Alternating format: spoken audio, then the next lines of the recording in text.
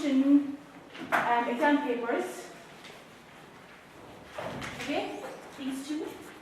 And then, so I have a lot of notes we've done on this, and they're all just to make sure we all have the same thing. There's a guide from the Revenue Commissioners to capital gains tax, that one in as well.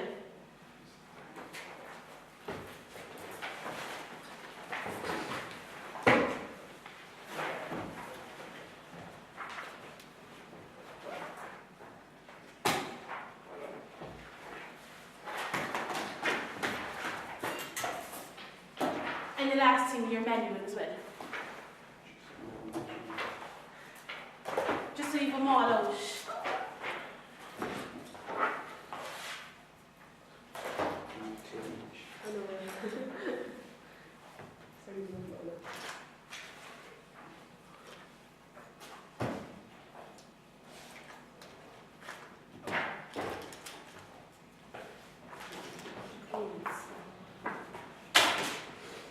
Have you all located them?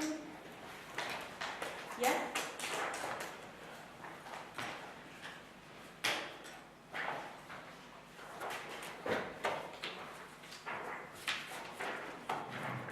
Okay, just on that very first one there with the box on it, just want to change the filing date there. I've written down 31st of October 14, that should be 31st of October 15. It's just the wrong year is in there.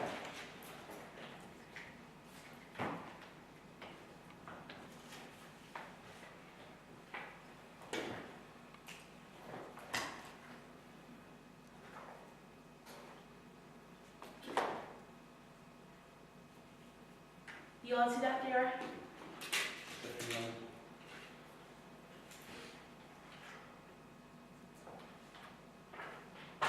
Change them also from 14 to 15?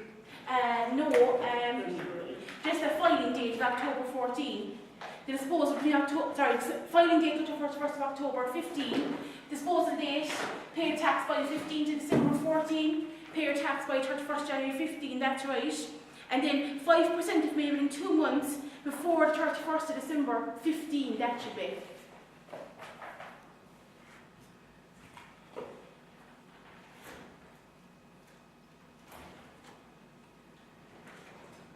And then 10% if more than 2 months after the 1st of January 16, that should read.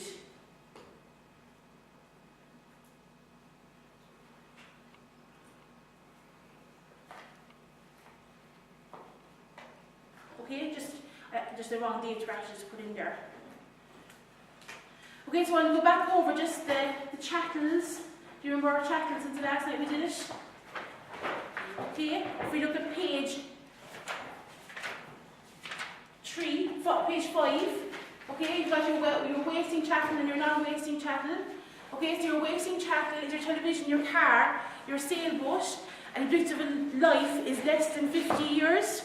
And they are exempt from capital gains tax. Then a non-wasting chattel, jewellery, antiques or work of arts, they're charged with capital gains tax. Proceeds less than 2540 and they're exempt from capital gains tax. Exemption applies to each non-wasting chattel disposal in year of assessment. Okay, so it's not just a 2540 for that particular year, it's 2540 per particular item you sell. So if you sold a vase and a painting and a necklace, then you sold them for less than 2540, your exemption applies for each of them. You may qualify for margin relief if slightly less than 2540. Okay, so your formula is proceeds minus 2540 multiplied by a half. Okay, just to change that 2 to a half. I think we did that the last time too, didn't we? Change it to a half. Okay, and then your set of chattels, the sale is treated as one disposal. And losses when sold for less than 2540 and a loss arises, then the proceeds are deemed to be 2540 and this reduces the loss allowed. Okay, and I'll be going through examples in there now. Just want to get some of the theory stuff done first before we go into the questions. Okay, did we look at shares the last night? I have stuff written over there. On page 4 for the shares. Yeah. Breakfast rules, acquisition, disposal. Oh yeah, and bonus and rights issues. I'll be doing questions on them as well, going back over. See also page 375 of the manual, yeah. Okay. Bonus issues 377. Yeah, bonus issues and rights issues and sale of shares. But tonight I'm just going to stick with the basic, selling your shares and how you actually do that, just so we get up to date with the basics again. Part disposals, the portion of an asset is sold, portion of the cost relating to the purchase will be allowed in calculating the gain. Think of someone who's got 20 acres of land, okay, and they're selling 5 acres. How you actually come up with the cost figure for that actual 5 acres. You don't just take 5/20ths, you actually apply your formula, which is the original cost of the asset multiplied by A, all over A plus B. A is your sales proceeds for the part disposal, and B is the market value of the remaining part of the asset. Okay, so we have a little example in there. Michael sold 4 acres in 2014 for 200,000. He had inherited 10 acres from his father in May 1999. The market value on that date was 275,000. His father had originally paid 5,000 for the land in May 1975, and the value of the remaining land is 300,000. Okay, so we ignore how much his father paid for it, and our cost figure is going to be the market value on the date he actually inherited it. Okay, that's the important. Just put in there to see you take the right figure. Okay, so let's do the computer isn't actually working for me tonight, so I have to do them up on the board. Go back to the old way. Okay, so we've got your part disposal.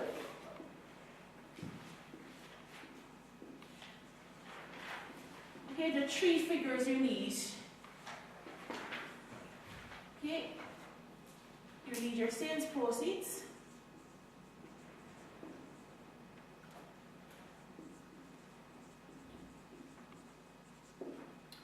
Okay, you need your original cost.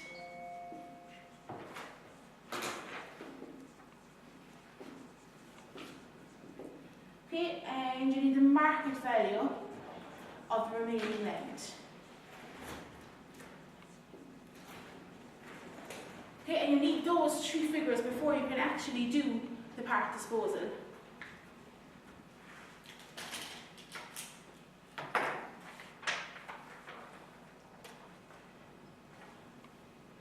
Okay, so your sales proceeds, original cost of the asset, and the market value of the remaining land.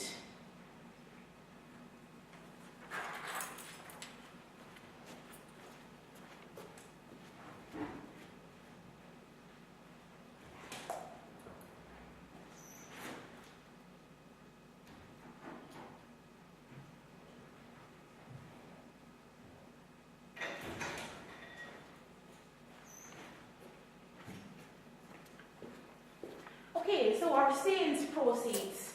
Okay, he sold 4 acres for 200,000. The original cost of the asset, okay, is the market value in the date he received it, which is 275.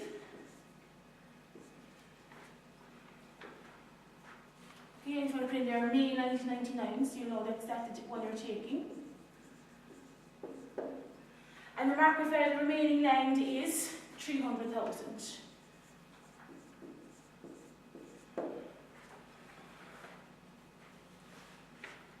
Okay, so take your original cost, which is 275,000. Okay, multiplied by your sales proceeds of 200,000 all over the value of the remaining land, which is 300,000.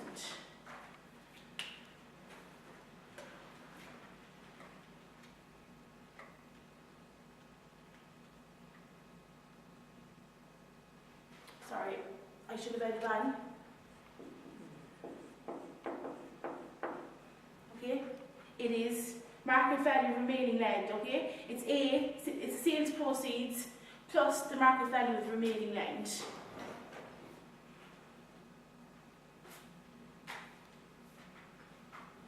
That's multiplied by 275,000, which is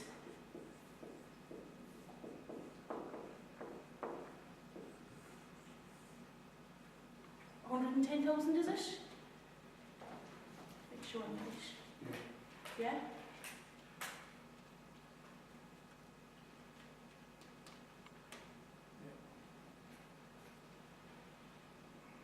Okay, and what that means, that's our cost figure.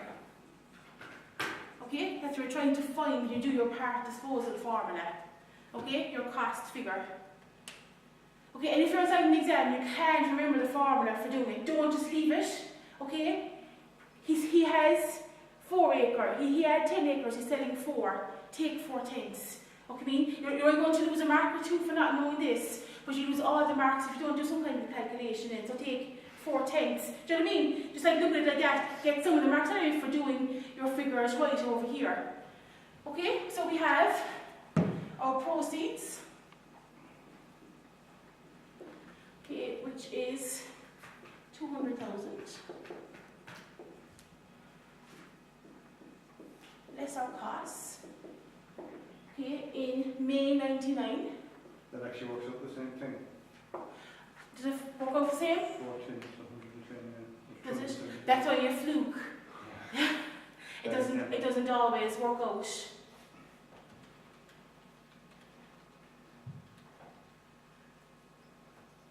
Be grand if it did, but okay, May 99. So May 99 falls into the tax year. 99-2000. So in that pack of questions there I gave you tonight, you actually have the, if you look at page 4, this is the IIPA's tax reference material for last year's exam. Where is it? And the question I gave you tonight, just the handout I gave you tonight there. It's got question 4 on the front of it. Louis made the following disposal in 2014. Oh, And if you look at page 4 of that, so if you bring that little pack with you every night, so it has tax reference material. Okay, page 4 and 5 is only their reference material, because that's all applied to that exam that year. Okay, and I've just given you behind it just the tax bands and the tax credits and stuff, just so we can practice the income tax questions as well. Okay, and see they give the ordinary 99-2000 one. It's different from the manual one for doing the indexation. Okay, so 99-2000 is 1.193. So we have 110,000 multiplied by 1.193.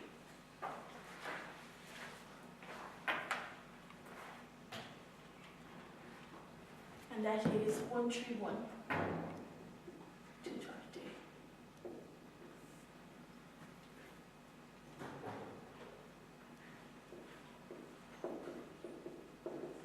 Okay, so 68,770 is our gain. Okay, and assume he has no other, just at the moment, that he has no other gains that year. We take off our annual exemption.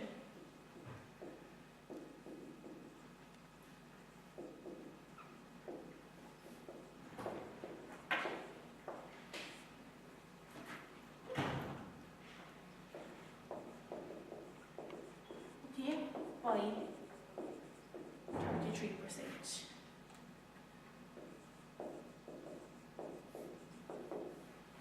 Which is 22,275.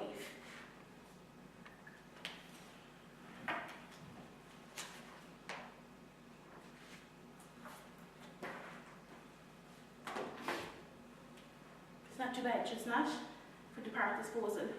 And in your exam, they come up like he doesn't just give the new stuff we're doing this year, it will be the older stuff that we've been used to doing before, the chattels, the shares.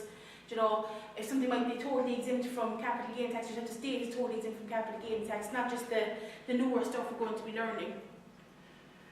Is that alright for that one? Yeah? Okay, then I said the big part of this exam is the reliefs that you actually get from capital gains tax. And the first one here is the principal private residence relief.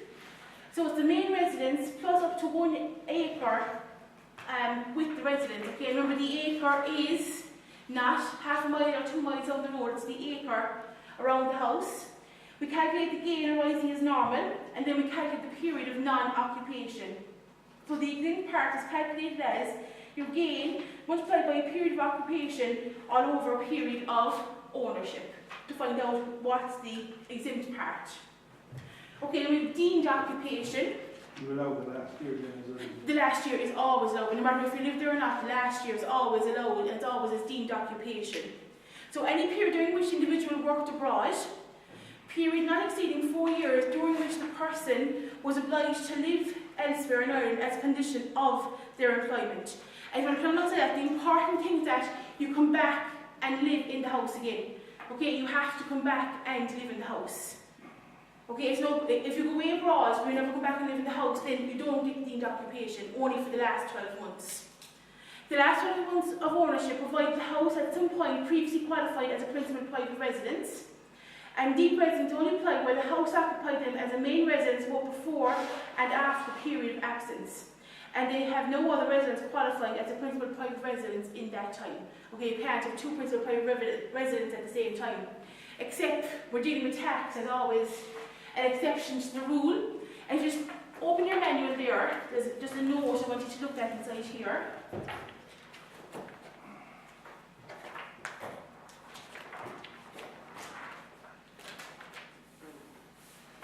Okay, if you want, just page 399 there in the manual, just goes through the principal private residence relief and an example, but I'll be doing questions on it there now as well tonight. And page 401, it's what's called a house occupied by a dependent relative. Okay, page 401 in your manual.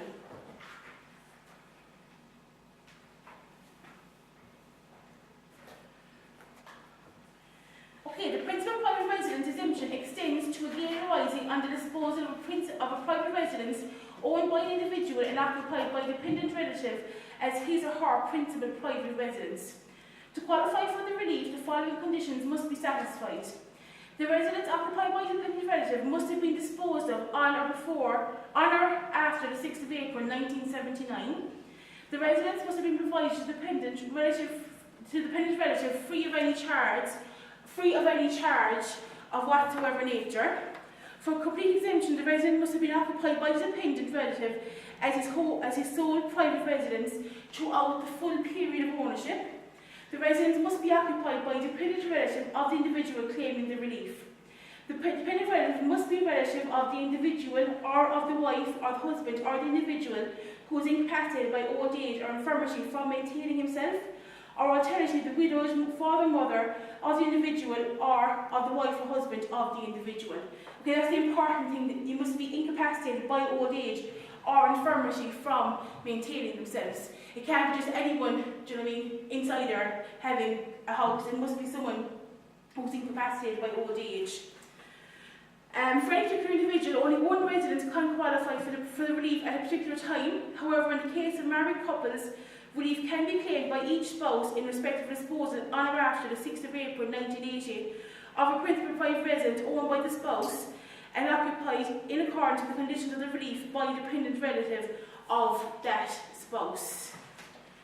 Okay, so just because before we were saying there's only one, you can only have one principal private residence, this is just contradicting that rule. No. Relief is also available on disposal of the house by the trustee of the trust where the residence was settled property and is occupied by a beneficiary of the trust. Okay, don't worry about trust, we're not going to be dealing with trust. Just worry about the part there on page 401. Okay? If you want to cross-reference that on your notes, you know that is there as well. The house occupied by a dependent relative. When it says 1979, does that mean that if someone was to sell a house now, it doesn't apply? Oh no, I see it's on or after the 6th of April 1970. Oh. Yeah, do you know. So So if they bought the house before 1979, it doesn't count? they was disposed of it on or after the 6th of April 1979. Doesn't make a difference when you buy it. It's when disposed it. Yeah. Because capital gains tax came into place in 74, so there's obviously 5 years there where they're not allowing this relief. I don't know why, it's just. You can't claim it that far back anyway, can you? Well, it's what they're just giving all the rules here, like in this one. Yeah. The time I meant to claim dependent relative relief and I forgot it. So if someone bought, let's say, their parents' house and they already had their own house and their parents continued to live in that house, could you get as long as it was their principal private residence relief, you should be able to get that dependent relative credit for it. Yeah. Okay, and then it's the open top of page 402, there's another thing onto principal private residence, and it's dealt with development value. Okay, and this actually came up in the exams back, I think, in 2009, 2010. The development of the exemption available for CGT and disposal of one's principal private residence is restricted to the extent that the gain is derived from the development value of the property. This rule applies to disposals made on or after January 1984, or in the portion of any gain arising which refers to the increase in the current use value of the residential property is exempted from tax. The balance of the gain arising is effectively treated as a gain and disposal of development land. Okay, I'll be going through development land the next time. I won't go and be, because there's so many if puts and ands in development land that I don't want to be confusing things tonight. But what I'm doing with principal private residence, I want to bring this one in. However, the provisions do not apply to sales proceeds do not exceed 19,050, and surely most houses will exceed 19,050.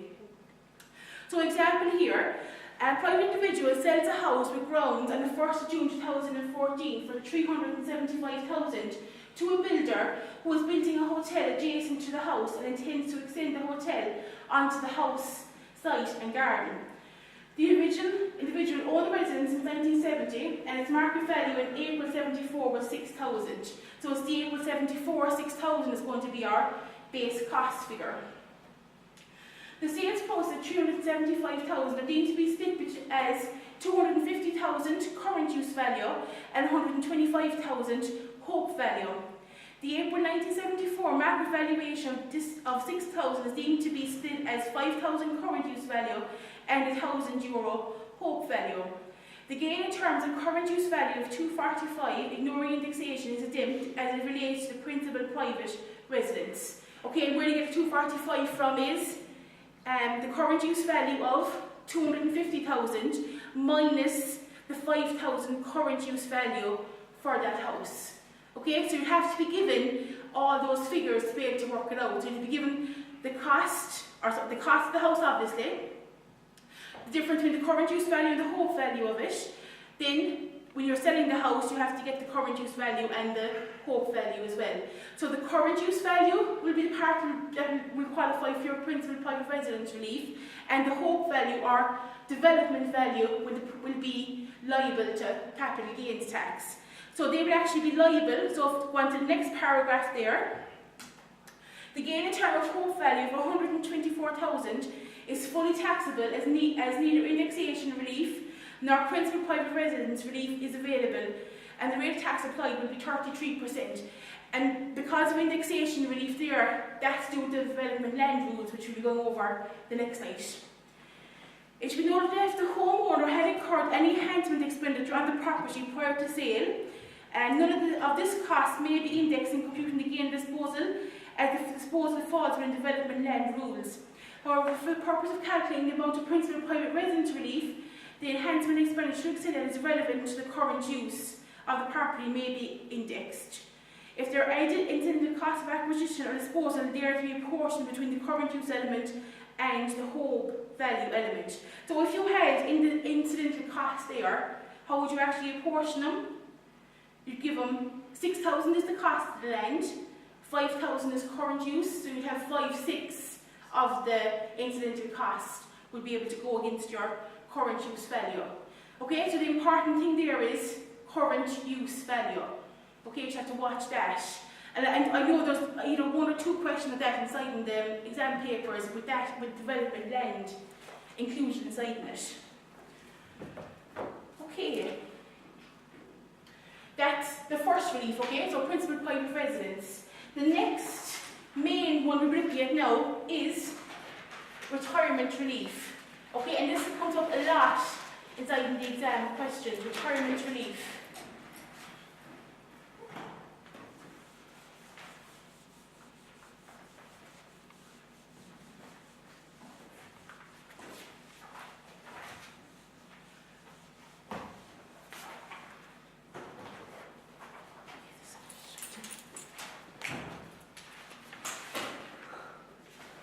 I was all locked in. Is somebody trying the door, is it? No, there's no one there. No, it's the wind, I'd say, yeah. Okay, so retirement relief. Okay, and I've marked this as very, very important for the exam, okay, because it's one of the main reliefs in capital gains tax. Okay, so retirement relief relates to capital gains tax. Because when we go on, we're doing capital acquisition tax, we're going to have two reliefs inside there as well to be looking at. Okay, you must be over 55. Okay, that's the main criteria. You must be over 55. Okay, but you don't have to retire.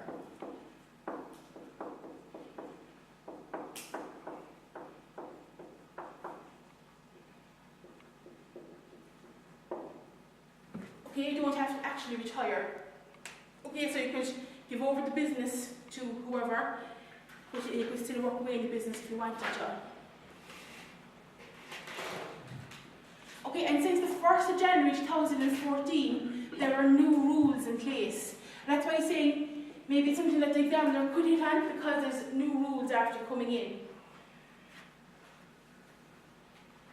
Okay, and the rules apply to if you are 55 to 65, and then if you're over 66.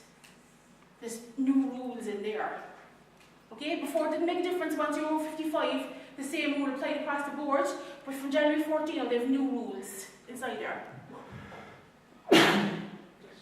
Okay, we're going to go through what they are. And then what retirement, when we're doing retirement relief, we have 1, disposal to a third party. Okay, there's a set of rules for that. And 2,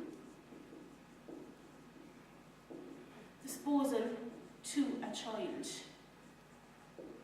Okay, and there's different rules for both and we're going to be looking at now.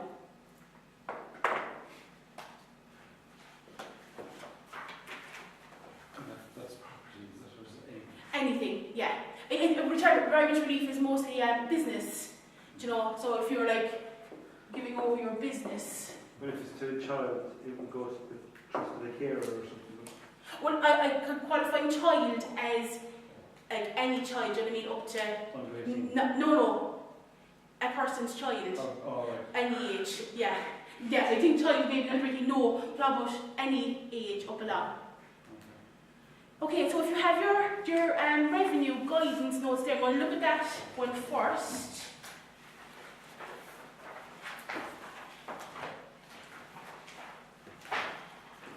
Okay, and I want you to go to page 16 of that first. So it's this one here, it's the guide to, CGT Guide to Capital Gains Tax, this handout.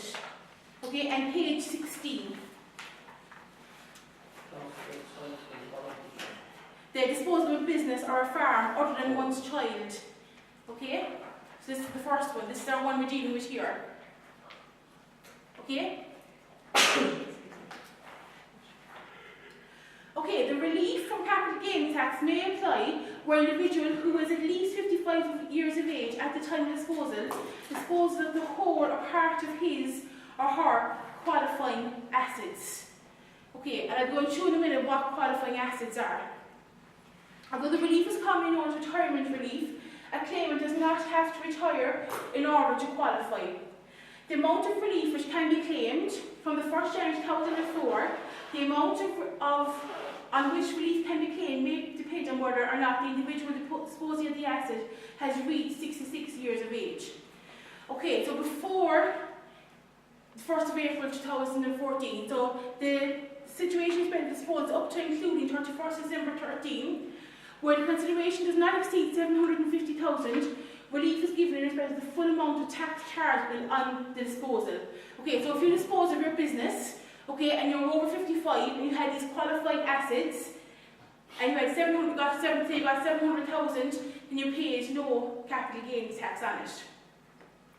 When consideration exceeds 750,000, the marginal relief applies, so it's to limit the amount of tax chargeable to 1/2 of the difference between the amount of the consideration and 750,000.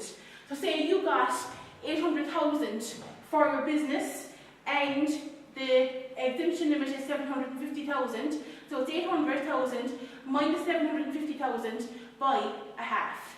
Okay, but what you do, you can actually do that calculation for marginal relief, but you also do your proper calculations well by indexing up your land or your business and stuff like that to see would you actually be better off using the marginal relief one, or you're better off using the ordinary way for actually doing capital gains tax. Okay, so that's pre the 1st January 14, okay? Just in case they ask it as a little theory, little bit or something, just to know that there, okay? Then the situation for disposals after the 1st January 2014, and this is where our 55 to 65 and our over 66 rule comes into place. So where the individual disposed of an asset between 55 and 65 years of age, and the consideration does not exceed 750,000, relief is given in respect of the full amount of tax chargeable on the disposal. And where the individual disposed of the asset between 55 and 65, and the consideration exceeds 750,000, marginal relief applies to the amount of 1/2 the difference between the amount of the consideration and 750,000. So that's the exact same as the old rules, okay? And that's for between 55 and 65. If you go on to the next page now, when you turn 66, so where the individual disposing the assets is 66 years of age or over, and the consideration does not exceed 500,000, okay? So they've knocked 250,000 off of that. Relief is given in respect of the full amount of tax chargeable, okay? So 500,000. And then the same thing, the marginal relief will apply, but it will be only on 500,000. Okay, so if you're between 55 and 65, you get 750,000, and but if you're over 66, you only get 500,000. It's actually to encourage people to transfer assets earlier in the time. And then this here, the lifetime limit, it should be noted that the threshold of 750,000 or 500,000 from the 1st of January for individuals of 66 years of age or over is a lifetime limit for disposal of qualifying assets on or after the 6th of April 74, made at a time when the individual was at least 55 years of age. Thus, relief for any year is to be computed as if all such disposal for that year and earlier years had been made at a later date. Okay, so it's like saying that 750,000 and that 500,000, it's not, do you know what I mean, if you had, do you know what I mean, if you're over 55 and you had 3 businesses, okay, and you got rid of business 1 and say you got rid of it when you were 55, okay, and you made 300,000. Okay, that's grand, it's under the 750, isn't it? Then you come along and you get rid of business 2 when you're 56, and you made 400,000 on it. So that's 700,000 now, isn't it? So you're still underneath the 750. Then you sell business 3 and you actually made 250,000. Well, you're actually got 200,000 now over the 750. So you actually be liable to corporate or capital gains tax on that 200,000. Okay, so the important thing, it's a lifetime limit. It's not per transaction, it's a lifetime limit. And I think we have an example. I have an example of that now where there's a woman there, she's selling stuff over a different period of time of that now at different age, and you will see how she gone over her lifetime limit. Okay, so that's if you're selling to not your child, okay, that's the more important thing, okay? These limits apply to if you're not selling to your child or not transferring to your child. Okay, so if we want to look at what are qualifying assets. So the following are qualifying assets for the purpose of this paragraph and paragraph 8. Okay, paragraph 8 is we'll go over, see we're disposing to a child. Okay, so the first little bullet point there. The chargeable business asset of the individual, which he or she has owned for a period of less than 10 years, ending on the date of disposal of which have been his or her chargeable business assets during a 10-year period. Okay, so chargeable business assets, okay, that you have held for 10 years. Okay, that's the important thing. Chargeable business assets and 10 years. Okay, did I give you an explanation? They don't. So if you just go over to your, because they don't give you here what chargeable business assets are. If you go over to page 409 on your manual, just so you can see the chargeable business assets there.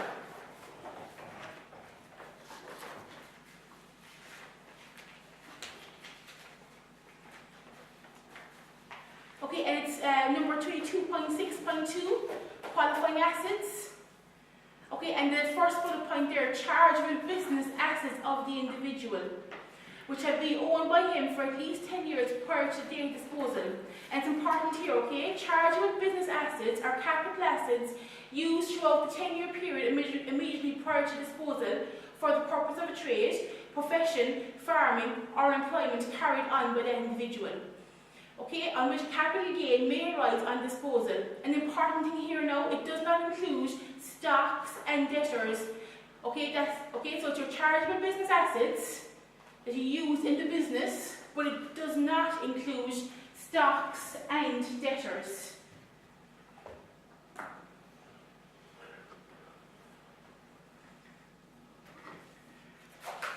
Okay, and the other thing is, if we go below to the next paragraph, you see that the definition of chargeable business assets does not include assets which are not employed for the purpose of a trade, assets held in investments such as shareholdings or investment property producing rental income. Okay, so you're looking at your chargeable business assets, your qualifying assets are chargeable business assets, assets you've used in the business for 10 years.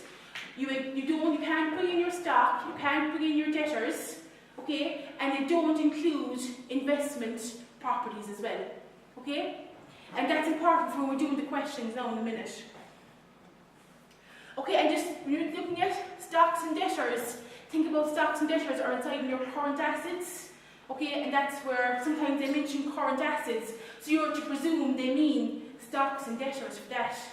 Okay, I know current assets are also for the bank, but they mean current assets, they mean stocks and debtors.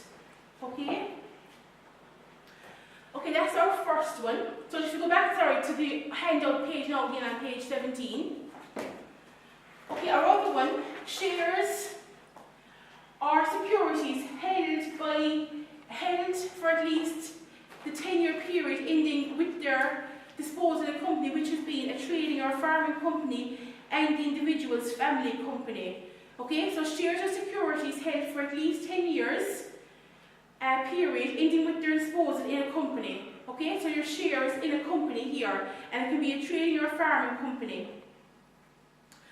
Okay, if you go down to the third bullet point, land and machinery owned by the individual for at least 10 years ending with the disposal was used throughout that period for the purpose of the individual's family company and disposed of at the same time to the same person as the shares concerned. That's important, okay? It must be disposed of at the same time and to the same person as the shares concerned.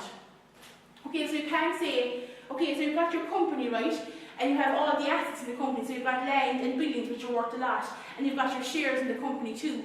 And you decide to sell the land and buildings, or you give the land and buildings to one person and you give the shares to another person. Okay? You can't do that and get retirement relief. You actually have to dispose of them all to the same person, okay, to qualify for the retirement relief. And if you want to cross-reference that back, that's actually on page 410 of your manual as well.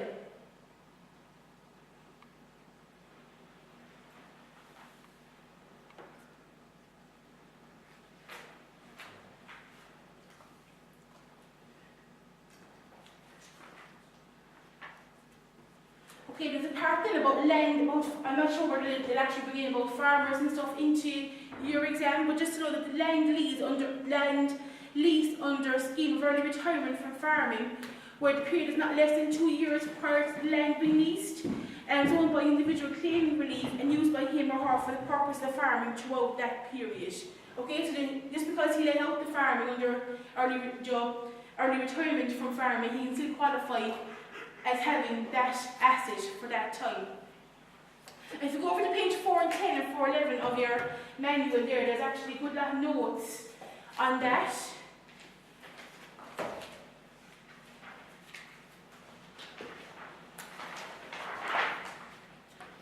Okay, so page 409, 410 goes through all that in detail if you actually want to do a little bit of light reading through it. It's in bullet point form on the handout.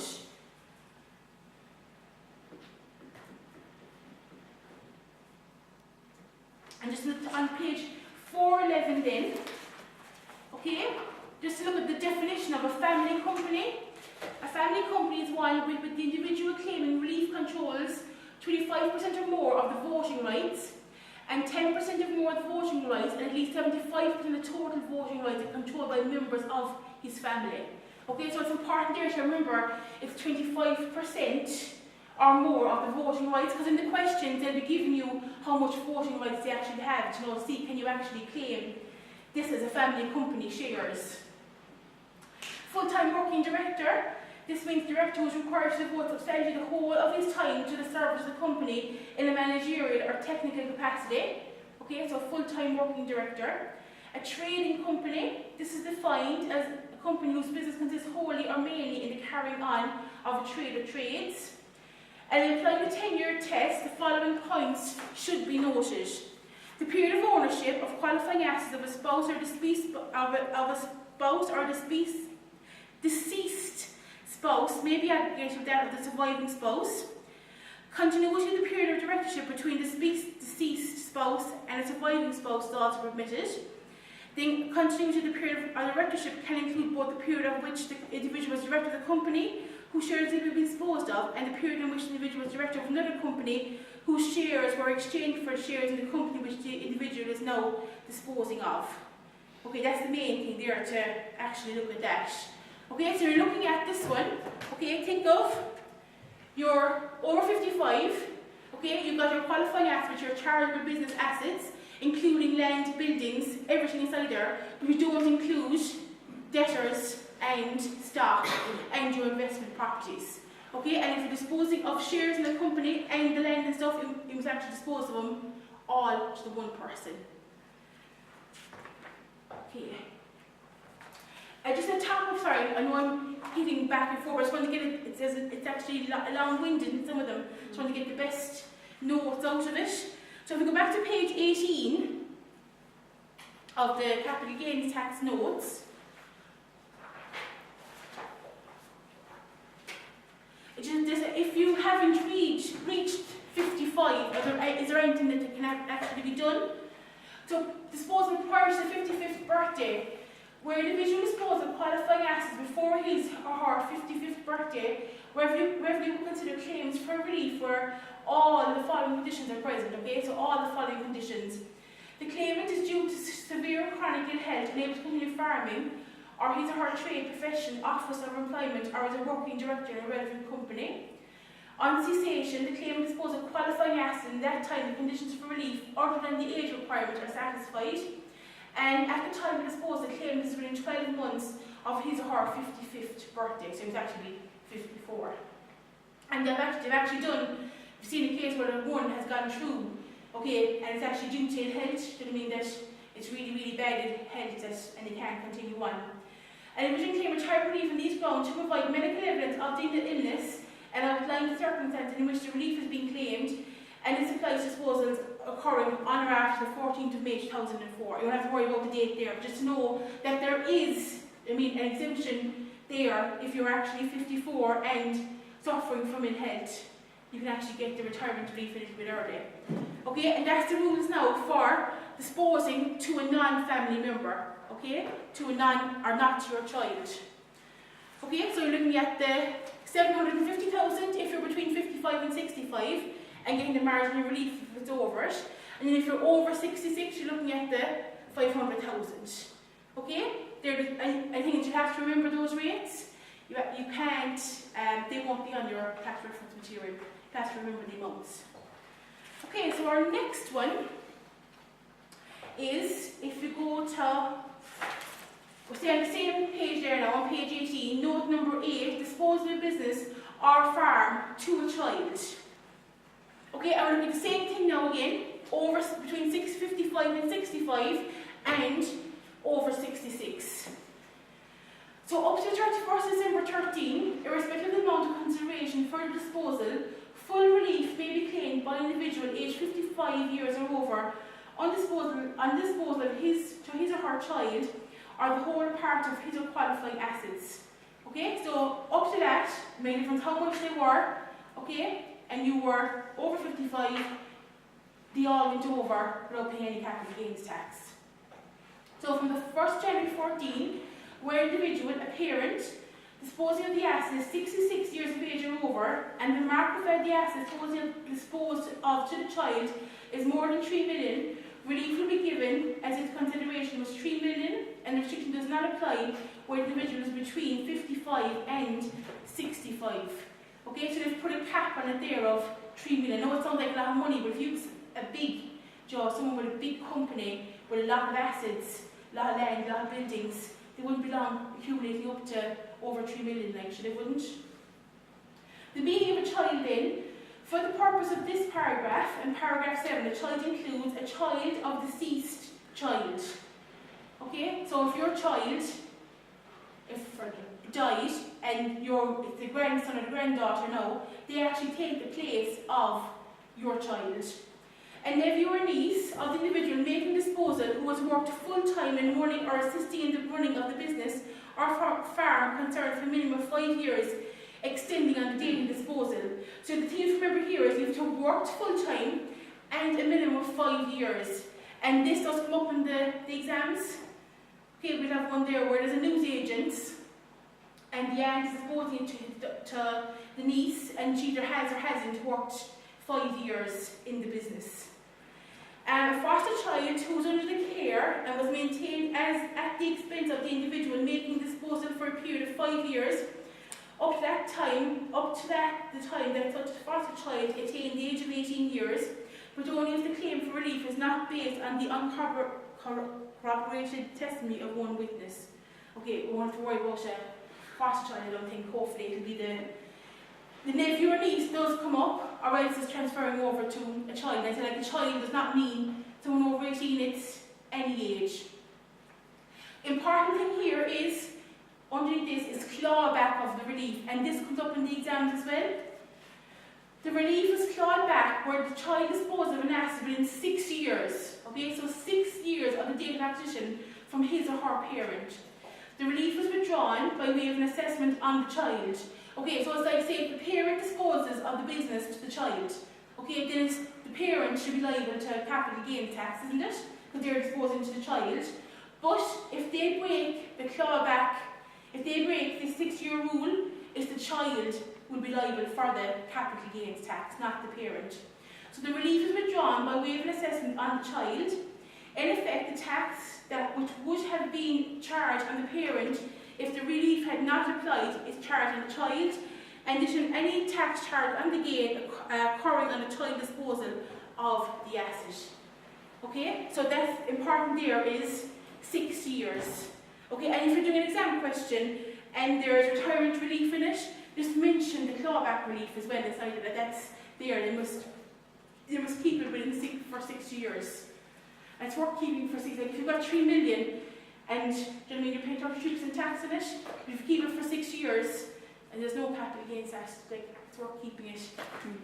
Okay, the only other thing that affects a child is if we go back to page 16, it's transfer of a site from a parent to a child. Okay, so retirement relief deals with business. Okay, this is just a site. Okay, so a transfer of a site from a parent to a child.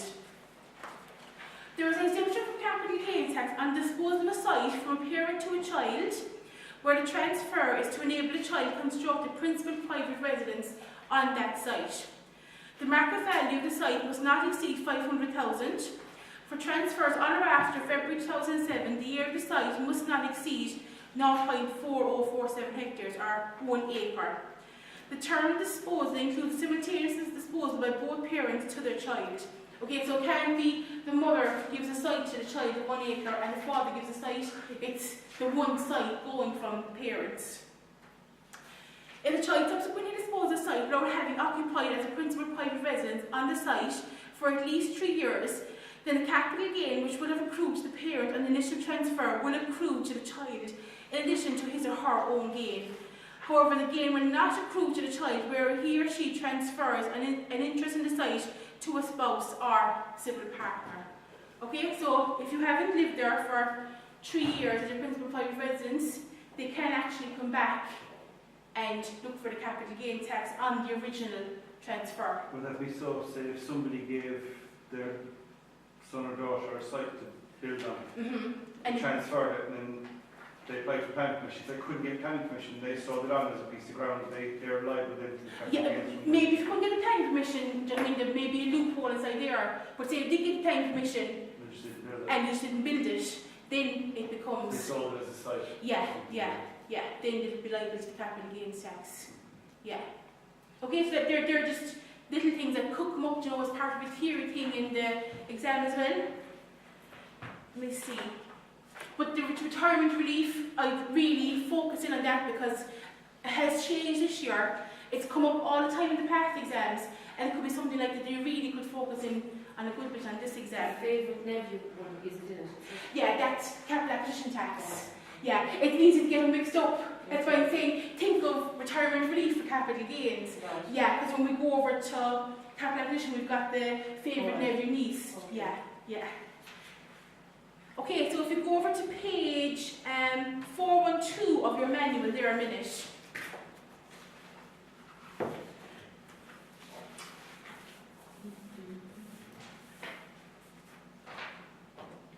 Okay, and this is the disposal within a family, okay?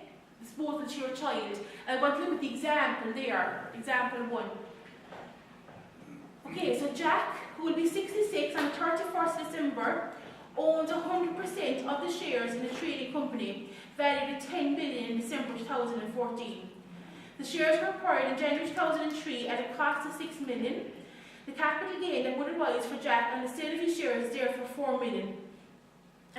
Jack has one child, Jill, to whom he intends gifting his shares.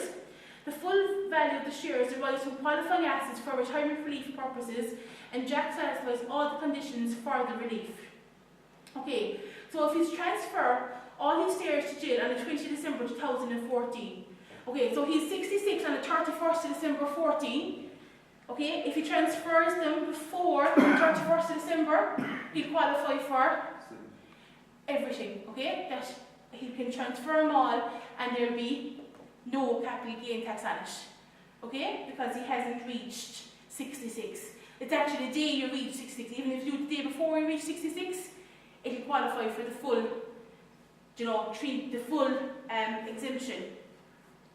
So transfer 60% of his shares to Jill on the 20th of December at a market value of 6 million and transfer the remaining shares on 20 December 2015 and a market value of 4 million.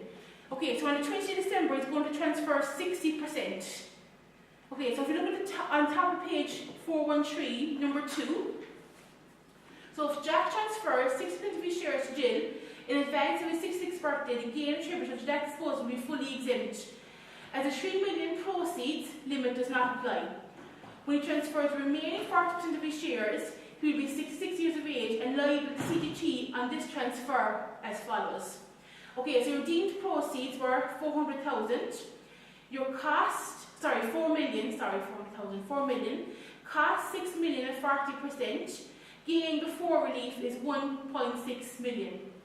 So proceeds deemed maximum proceeds 3 million. Cost 240,000. Deemed exempt gain 600,000. So gain before relief is 1.6 million, exempt gain is 600,000, and taxable gain is 1 million. So now he's been caught for 330,000 worth of capital gains tax by delaying giving them to her by a year. Okay, 330,000 worth of capital gains tax. Okay, then the last, number 3, transfers all of his shares to Jill on the 20th of December 2015 at a market value of 10 million. Okay, so now it's going to cost for way more tax, isn't it? So the transfer takes place when Jack is 66, and therefore the proceeds limit is 3 million is applicable. No gain arises if the maximum deemed proceeds was 3 million cap, as total is 6 million, and therefore a loss would arise. No relief is therefore available. Okay, so no gain arises if the maximum deemed as the total cost is 6 million. Yes, 6 million. The CGT liability on the gain of 4 million, which is 1.32, that's 4 million by 33%. Margin relief not applies. 50% of the proceeds of 10 million is excess of the proceeds limit of 500,000, which will result in a liability of 4.75 million.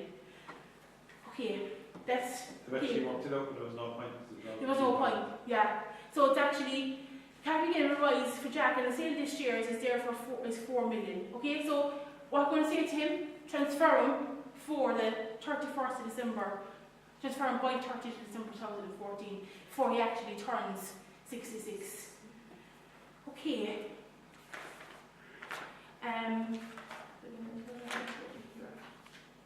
Okay, that's our retirement relief.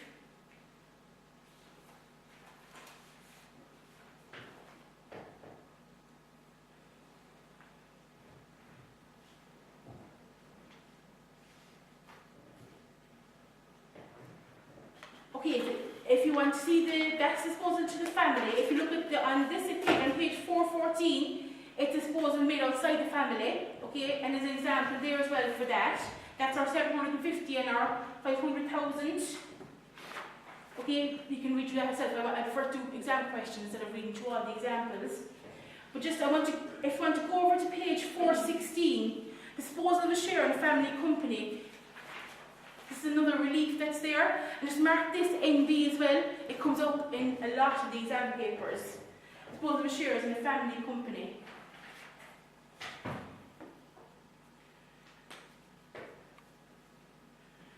Okay, if the assets which are subject to disposal are shares in a family company, then the following points are relevant.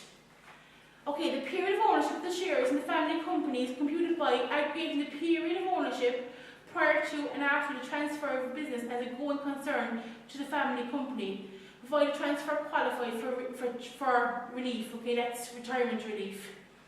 The period of ownership of non-incorporated business by an individual prior to the transfer of the business to a family company will qualify as a period throughout which the individual was a full-time working director. Okay, so if you were a sole trader and you incorporated and you became a company, then that period that you owned the sole trader business will also qualify as, do you know what I mean, your 10 years of actually owning it. It's the next one I want to look at. Where shares are sold and the proceeds related to the total assets of the company, which may include both chargeable business and non-chargeable business assets, the amount of the sale price to be taken in for the purpose of determining if the proceeds referred to a chargeable business asset exceeds 750 or 500,000. So you've got the sale price of the shares all over the value of your chargeable business assets. Your sale price of your shares multiplied by the value of your all chargeable business assets all over the total value of all assets liable to the capital gains treatment.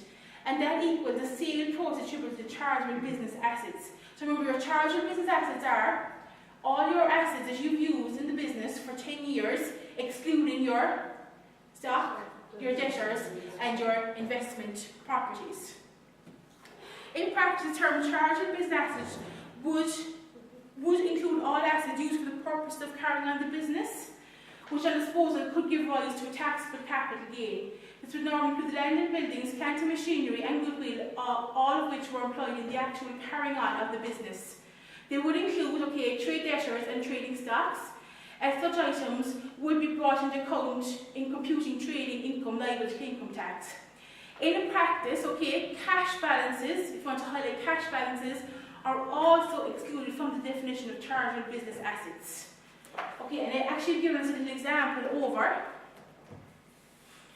Okay, so a trading company's assets had the following market value at June 2014. Okay, so we'd landed buildings, we'd equipment, we'd trading stock, trading debtors, goodwill, and quoted investment rental properties, and we'd liabilities of 160,000. H, a shareholder, age 56, so he's over 55. So it's his 50% shareholding, so 50%, so that's over the 25% voting share, for 780,000 to an unconnected person. Okay, so we're looking at this one here, we're looking at the 750 because he's between 55 and 65. He originally acquired his shares for 5,000 and became a full-time director in June 1976. So June 1976, 2014, he's well over the 10 years, isn't he? Okay, so in this example, the sales price attributable to chargeable business assets must be established as follows. So your sales proceeds multiplied by your chargeable business assets over your total assets. Okay, so our proceeds are 780,000 multiplied by 720,000. And the 720,000 is your land and buildings, your equipment, and your goodwill. Okay, because goodwill is part of your business assets. Okay, so your 600,000, your 40,000, and your 80,000. Okay, all over your total assets chargeable to capital gains tax. Okay, so land and buildings are charged capital gains tax, aren't they? Equipment is stock liable to capital gains tax? No, that will be used to our income tax. Debtors are not liable to capital gains tax. Goodwill is liable to capital gains tax. And the quoted investment rental properties, the 40,000. We're taking the 720,000 plus the 40,000 to give us 760,000. Okay, just remember not to include the stock and the debtors. And if there was cash there, not to include the cash either. Okay, so that gives us 738,947. Therefore, Mr. H will qualify for full retirement relief as the sale of proceeds attributable to chargeable business assets does not exceed 750,000. Is that alright, yeah? That's the chargeable business assets portion of it. Okay, we must go back now and must look at what's he actually left. He's got 40,000 there, hasn't he, of quoted investment and rental properties that may still be liable to capital gains tax. So your sales proceeds 780, indexed up 26,190. Okay, less retirement relief.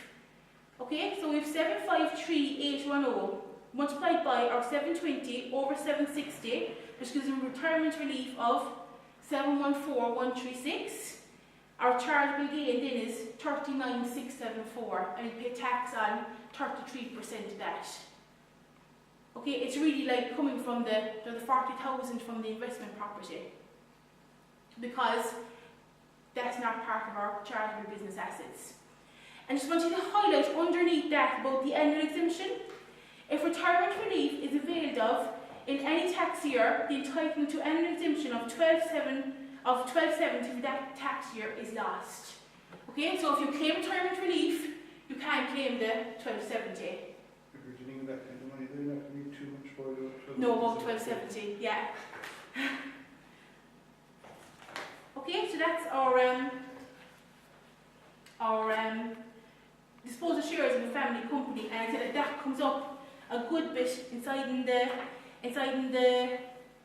questions. Okay, and if you just go over, there's just one more example I just want to do before I go to exam questions. So Mr. F is director of a family trading company and owns shares giving him 53% of the voting rights. So will he qualify under the voting rights? It's 25%, so he will, won't he? He's held shares for 11 years, so he's over the 10 years, and on retirement, on his 58th birthday, so he's over 55. The company's assets and liabilities were as follows. So we've got situation A and situation B. Okay, so we've goodwill, plant, factory, investment, and current assets used for trading purposes. So that's why I'm saying here, current assets used for trading purposes are our debtors and stock.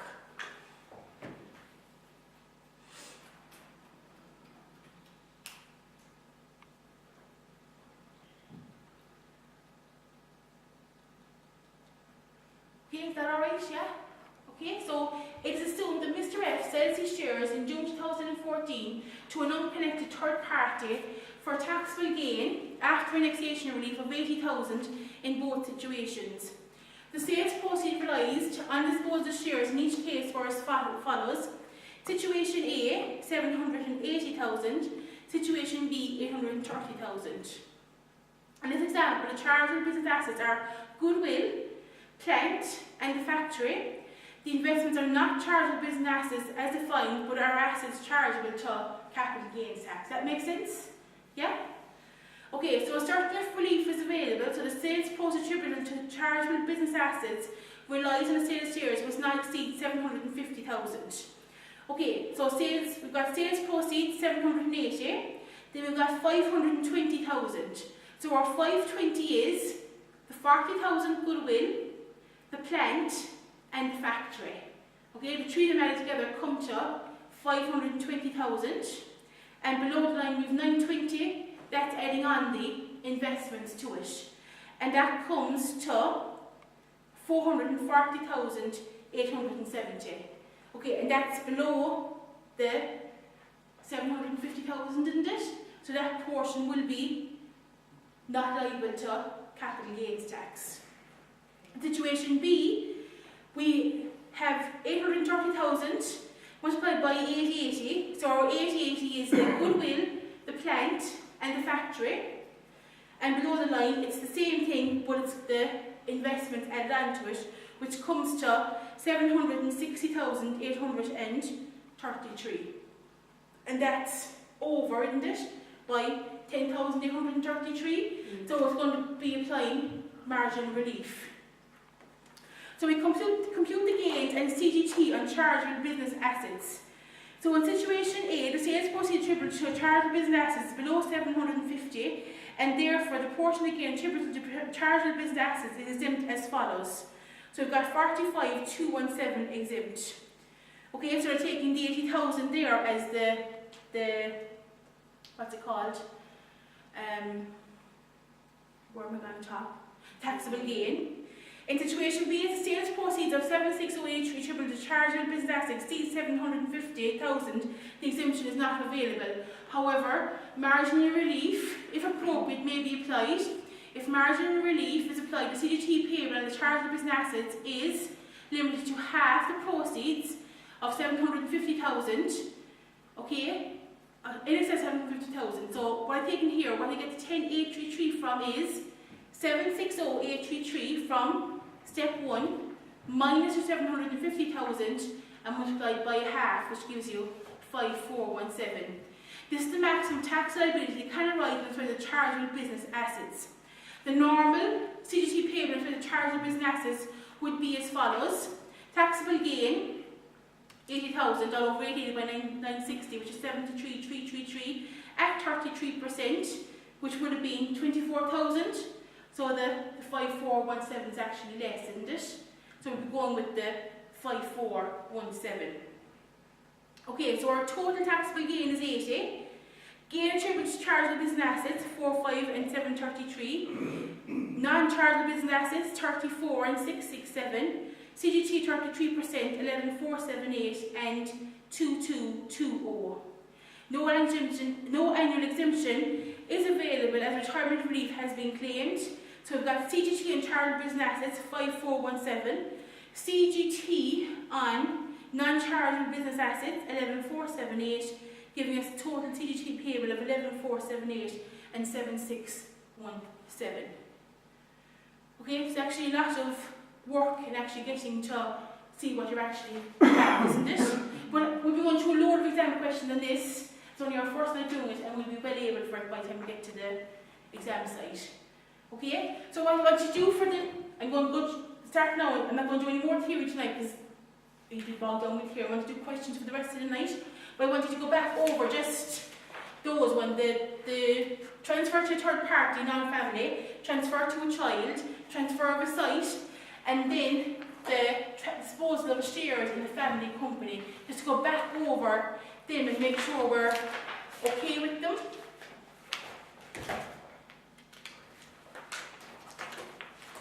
Okay, what I want to do with the questions is work them up to the harder questions. So start off with some of the easier questions and work on up to the harder ones.